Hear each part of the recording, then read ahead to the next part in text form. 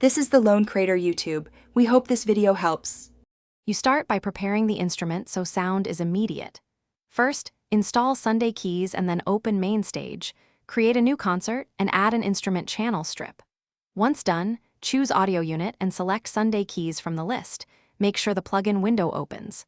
Next, set the channel strip's MIDI input to your controller so notes pass through. This first step gets you into sound quickly and avoids routing confusion, which saves time when you begin shaping tone and velocity response. Once the patch is loaded, you focus on shaping tone and control mapping to perform reliably. Tweak attack, decay, sustain, and release while listening for bleed and dynamics. Make EQ cuts to clear muddiness. Then map physical controllers. Assign mod wheel to timbre, expression pedal to volume, and sustain pedal to damper. Use main stage smart controls for additional macro knobs so you can morph sounds on stage. This detailed middle work ensures playability and consistent sound across songs. Finish by locking the setup and verifying performance parameters.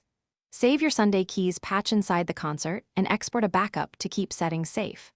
Then run a sound check with typical patches, watching CPU load and testing latency. Make sure audio buffer is balanced for stability. If you notice stuck or missing notes, check that MIDI through is enabled, confirm the sustain pedal channel, and increase buffer size or test a different plugin format. This final check prevents surprises and gives you one troubleshooting step to rely on. Thanks for watching. Consider subscribing if we helped you.